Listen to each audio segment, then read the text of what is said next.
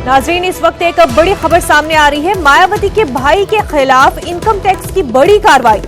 मायावती के भाई आनंद की जायदाद कुर्क की गई है। 2007 से 2012 के दरमियान दौलत में कई गुना इजाफा हुआ है। जांच के दायरे में थी 1300 करोड़ की इमलाक। 12 से जायद कंपनियों के मालिक भी हैं आनंद कुमार। इस वक्त की बड़ी खबर आपको बता रहे हैं। मायावती के भाई के खिलाफ इनकम टैक्स की बड़ी कार्रवाई हुई है। मायावती के भाई आनंद की जायदादें कुर्क की गई हैं।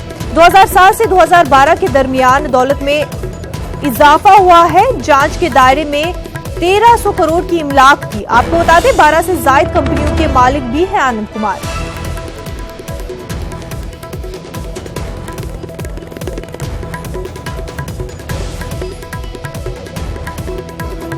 आपको बता दें मायावती के भाई आनंद के खिलाफ जो है इनकम टैक्स ने कार्रवाई की है। आनंद की जायदादें कुर्क की गई है।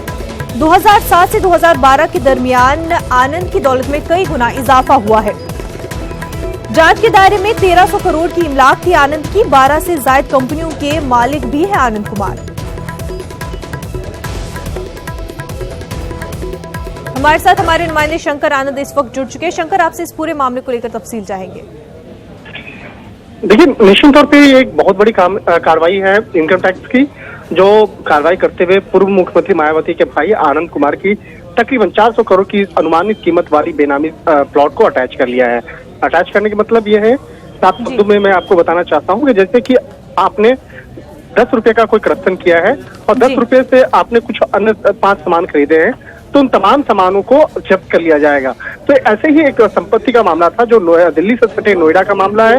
नोएडा में तकरीबन 28,300 स्क्वायर फीट की एक बेनामी संपत्ति प्लॉट था। उस प्लॉट की जो आज की अनुमानित कीमत है तकरीबन 400 करोड़ रुपया है। तो उसको बाकायदा इनकम टैक्स से कार्रवाई करते हुए उसे जब्त कर लिया है और इस मामले में अब आगे की कार्रवाई होगी। आगे की कार्रवाई अब कोर्ट के द्वारा होगा। अब ये मामला वहां के ट्रिब्यूनल कोर्ट में जाएगा और ट्रिब्यूनल कोर्ट में इस मामले की आगे की सुनवाई होगी कि ये जो इनकम टैक्स की जो जब्ती है वो सही है या गलत है। इस मामले में आनंद कुमार आगे चैलेंज कर सकते हैं।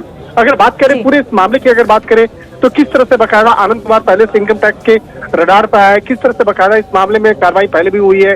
तो ये पहले भी इनकम टैक्स इस मामले में कार्रवाई कर रही थी और इनकम टैक्स ने पाया था कि साल 2007 से 2012 के बीच में उनकी संपत्तियों में काफी उनकी बढ़ोतरी देखी गई थी और कुछ ऐसे चीजों में भी देखा गया था कि 18,000 से ज्यादा प्रतिशत मुनाफा बकायदा कमाया गया था। तो इन तमाम मामलों पर ऐसे आरोप लगे थे कि जिस वक्त में मायावती मुख्यमंत्री थी उस वक्त में यह अवैध तरीके से पैसे को कमाया गया और बेनामी संपत्तियों में लगाया गया।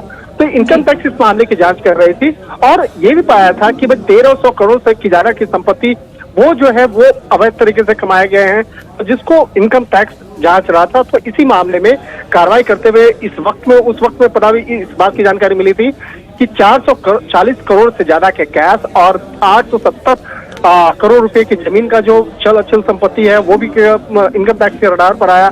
तो इन तमाम मामलों की पड़ताल करने के बाद इनकम टैक्स ने यह अटैचमेंट की है और निश्चित तौर पर आगे आने वाले वक्त में दूसरी जो जांच एजेंसियां हैं, दूसरी जांच एजेंसियों की अगर बात करें तो इस मामले में ईडी भी एक बड़ी कार्रवाई करने की तैयारी कर रही है, जैसा कि हमारे ईडी के सोर्स बता रहे हैं। जी शंकर, बात करें तो मायावती का इस पूरे मामले को लेकर कोई रद्द-ए-अमल देखने को मिला है?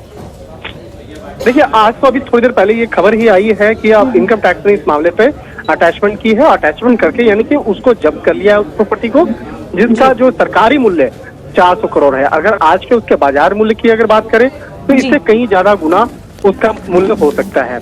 अब बात करें मायावती के बयान के बाद, तो अभी तक इस मामले में उत्तर प्रदेश की पूर्व मुख्यमंत्री बहन मायावती का भी कोई भी स्टेटमेंट नहीं आया है, कोई भी जवाब नहीं आया है और निश्चित तौर पर इस मामले की कार्रवाई पर उनका स्टेटमेंट थोड़ी देर में आ सकता है, लेकिन अभी तक औपचारिक तौर पर कोई भी स्टेटमेंट उनके द्वारा जारी नहीं किया गया है। और देखना लाजमी होगा कि अब इस मामले को लेकर राजनीतिक गलियारों में किस तरह की चर्चाएं होंगी, किस तरह से बयानबाजी होगी और इस मामले पर आगे किस तरह से बकायदा इसमें राजनीतिक रंग जो है वो ले सकता है। लेकिन अभी तक फिलहाल बहन मायावती की तरफ से कोई भी औपचारिक तौर पर बयान नहीं आया है।